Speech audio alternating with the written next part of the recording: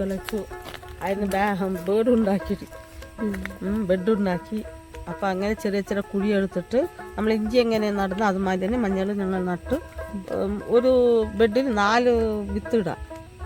4 കുഴി ചെറിയ ചെറിയതിടുക, 3 ഇടുക. എങ്ങനെ നമ്മൾ ബെഡ് കയറിട്ടുണ്ടോ അതേ അളവിൽ നമ്മൾ 4 എണ്ണം വെച്ച് ഇടുന്നു.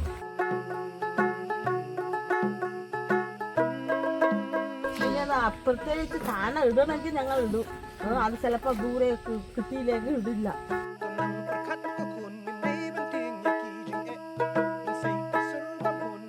ഇങ്ങനെ വന്നിട്ട് ആദ്യം വളമൊക്കെ ഇട്ടിട്ട് പിന്നെ അത് വിത്തിടും. കുടി വളമിട്ട് കൊടുക്കും. ഒരാൾ വിത്തിട്ട് പോകും, ഒരാൾ മൂടിപ്പോകും. അങ്ങനെ ചപ്പൊക്കെ ഇടും.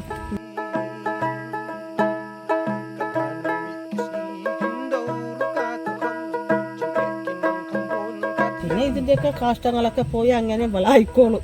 ചപ്പൻ ചപ്പാരം കയറിയിട്ട് കാഷ്ടങ്ങളൊക്കെ കയറി മാവിൻ്റെയും പന്നിയുടെയും കേളാടിൻ്റെയൊക്കെ.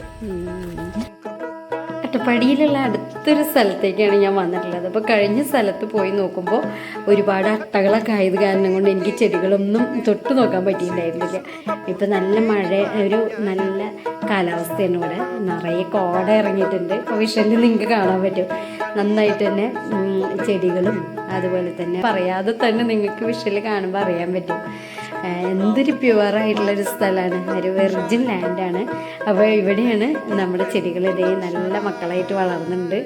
അപ്പോൾ ഇത് കാണുമ്പോൾ തന്നെ എനിക്ക് വളരെയധികം സന്തോഷമുണ്ട്. അപ്പോൾ ഈ മഞ്ഞളാണ് നിങ്ങളുടെയൊക്കെ വീടുകളിൽ ഞങ്ങൾ എത്തിക്കുന്നത്. അത്രയും പ്യുവറായിട്ടുള്ള മഞ്ഞൾ.